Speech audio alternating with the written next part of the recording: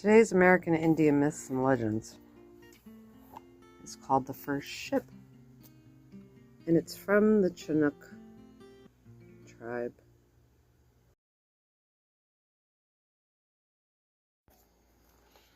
Have you ever considered what it must have been like to be Native Americans and to see a ship coming across the sea? There's a great movie called What the Bleep, and it was only the shamans in that movie that could see the ship because it was something so foreign that once the shaman or the medicine man saw it in the tribe, then the rest of the tribe could actually see it. It was something that had no label to them. I don't think we quite understand how our brains form words of things that we see out here. So put yourself into a Native American shoes or moccasins for a little bit and try to think of what it must have been like to live in a virtual paradise. And then you see a ship because a medicine man tells you there's a ship on the horizon. In this curious tale, obviously based on an actual incident, the Indians consider the Wasichu, the white men, as monstrous as any ogres or demons. An old woman in a Clatsop village near the mouth of Big River mourned the death of her son. For a year she grieved. One day she stopped her crying and took a long walk along the beach where she had often gone in happier days. As she was returning to the village, she saw a strange something out in the water not far from shore. At first she thought it was a whale. When she came nearer, she saw 2 spruce trees standing upright on it. "It's not a whale," she said to herself. "It's a monster." When she came near the strange thing that lay at the edge of the water, she saw that its outside was covered with copper and that ropes were tied to the spruce trees. Then a bear came out of the strange thing and stood on it. It looked like a bear, but the face was the face of a human being. "Oh, my son is dead," she wailed, "and now the thing we have heard about is on our shore." Weeping, the old woman returned to her village. People who heard her called to others, "An old woman is crying. Someone must have struck her." The men picked up their bows and arrows and rushed out to see what was the matter. "Listen," an old man said.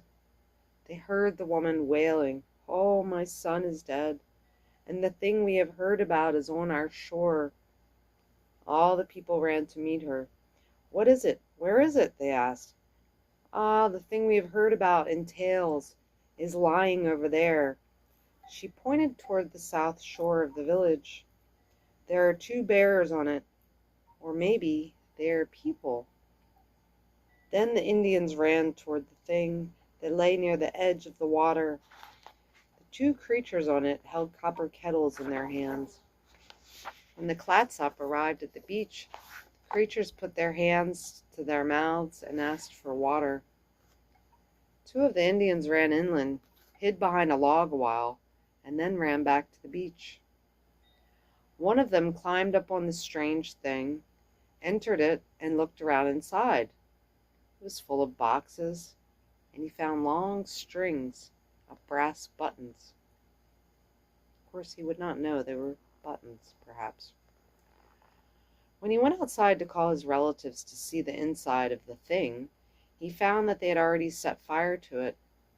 He jumped down and joined the 2 creatures and the Indians on shore. The strange thing burned just like fat. Everything burned except the iron, the copper, and the brass. Then the Clatsop took the 2 strange-looking men to their chief. "I want to keep one of them with me," said the chief. Soon the people north of the river heard about the strange men and the strange thing, and they came to the Clatsop village. The Wallapa came from across the river, the Chehalas and the Cowlitz from farther north, and even the Quinault from up the coast. And people from up the river came also, the Klickitat and others further up. The Clatsop sold the iron, brass, and copper.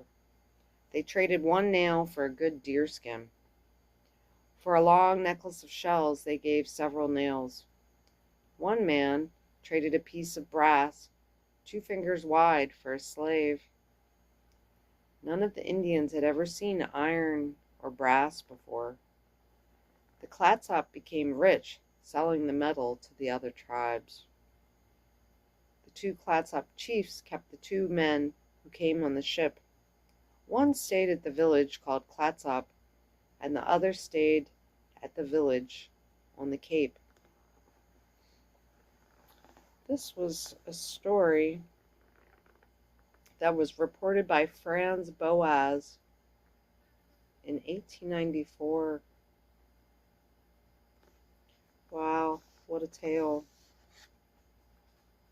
What a tale. In this story, the woman, as it describes, could not make heads or tails of what she was seeing. And she was more just still upset about her son dying. Oh. Anyway, great story called The First Ship. Something to consider as you put yourself in someone else's moccasins for the day. What that must have been like. You have to have an imagination to do that. Native American myths and legends. It's a great story.